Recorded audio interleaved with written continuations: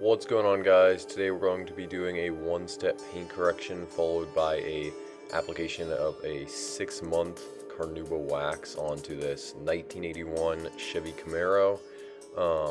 And I'm just going to be taking you guys along for the whole process of it. As you guys can see, just looking at the before, it's obviously not in terrible condition at all. The owner just kind of wanted to get it looking really good for the shows and racing and all that, since we are coming into that season. So anyway, starting off with the wheels and tires, you guys can see the process is pretty simple here, pretty straightforward. So basically we're just going to be rinsing them down, then foaming them down, which the reason we use foam and not any kind of like degreaser is because basically I want to minimize as much as I can on these older cars using harsher chemicals, because obviously the materials may or may not be more delicate, and so we're obviously just going pretty gently.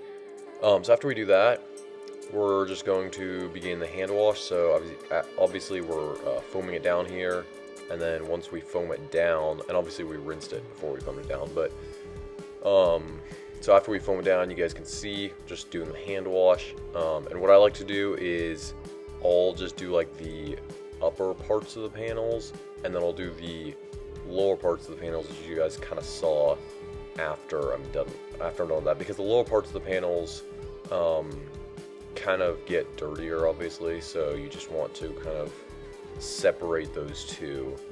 That's what I've kind of found just to work best, just in minimizing scratching and, you know, cross-contamination of the dirt and that kind of thing. So anyway, after we do that, we obviously just rinsed it off, and then we're just blow drying it, and then just kind of getting any last drips with the towel.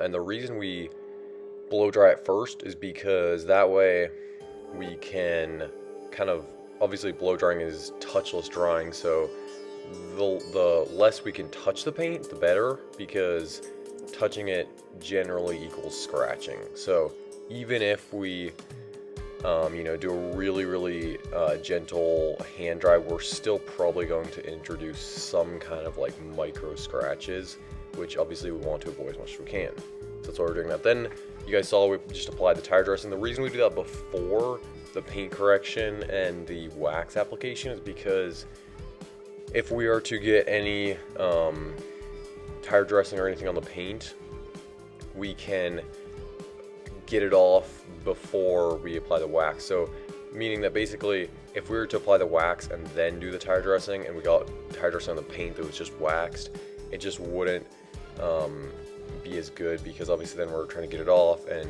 you know, introducing some kind of like chemical to get it off. So anyway, it's just the best way to do it is just by doing the tire dressing first. Then you guys can see after we do that, we're just going straight into polishing, and we're using the 5-inch as well as the 3-inch polishers. The 3-inch is really good on areas like these that are kind of tight and smaller. Obviously the 5-inch would not be able to, you know, do really anything on like that kind of the side of the hood scoop, as you guys saw there, as well as like the tail light here, and that's kind of where a 3-inch or a smaller polisher comes in really handy. But we're just doing a one step, so the goal here is to kind of cut as much as we can, cut the paint as much as we can, but also finish it really good, so make it look really finished and shiny in the end.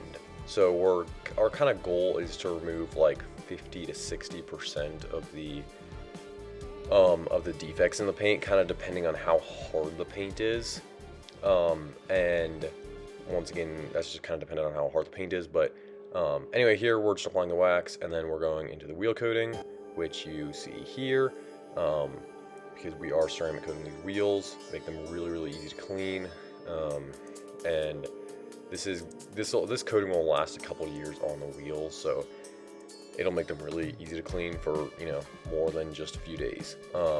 So obviously they are black gloss though, so we're just making sure to really buff them off really well, because they will show any high spots that we leave behind. And then here is the after result, and you guys can see it turned out really well. There's once again, it's not like the car was in terrible condition when he brought it to our shop, but it just needed kind of like a revival, if you will, and you guys can see that that really was what it got. So it looks a whole lot better. So if you guys have any questions at all, please feel free to reach out at any time, and we'll see you guys in the next video.